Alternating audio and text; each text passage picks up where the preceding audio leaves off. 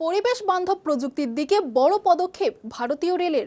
দেশের প্রথম green hydrogen চালিত ট্রেনের ট্রায়াল সফলভাবে এগোচ্ছে।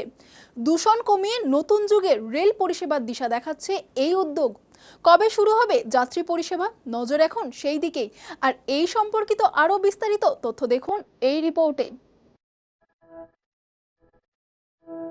পরিবেশ বান্ধব প্রযুক্তির দিকে আরো এক ধাপ এগোলো ভারতীয় রেল। দেশের প্রথম গ্রিন হাইড্রোজেন চালিত ট্রেনের ট্রায়াল শুরু হয়েছে।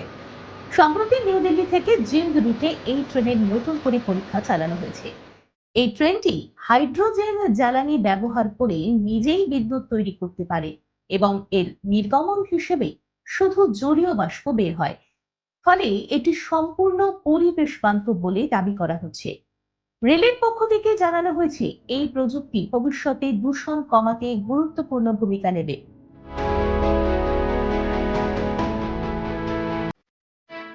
পরীক্ষার সময় ট্রেনটি জিন্দ সোনিপত সেকশনে সর্বোচ্চ 120 কিলোমিটার প্রতি ঘন্টা গতিবেগে পৌঁছয়। যদিও যাত্রী পরিষেবার জন্য এর গতি নির্ধারণ করা হবে ঘন্টায় প্রায় 75 কিলোমিটার।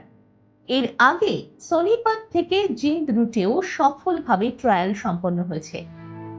এই ট্রায়ালের সময় ইঞ্জিনিয়াররা ট্রেনের জরুরি ব্রেকিং সিস্টেম, স্থিতিশীলতা এবং নিরাপত্তা সংক্রান্ত বিভিন্ন দিক খতিয়ে দেখছেন। সব পরীক্ষায় সফল হলে খুব শীঘ্রই এই ট্রেন যাত্রী পরিষেবায় চালু করা হতে পারে।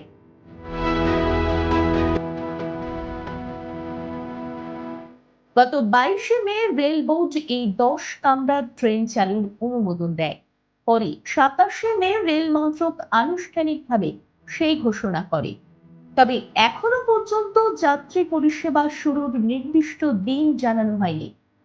বিশেষজ্ঞদের মতে, এই হাইড্রোজেন ট্রেন চালু হলে ডিজেল নির্ভরতা কমবে এবং পরিবেশ দূষণও অনেকটাই হ্রাস পাবে। সব মিলিয়ে ভারতীয় রেলের এই উদ্যোগ পরিবেশ বান্ধব ভবিষ্যতের দিকে একটি বড় পদক্ষেপ হিসেবে দেখা হচ্ছে।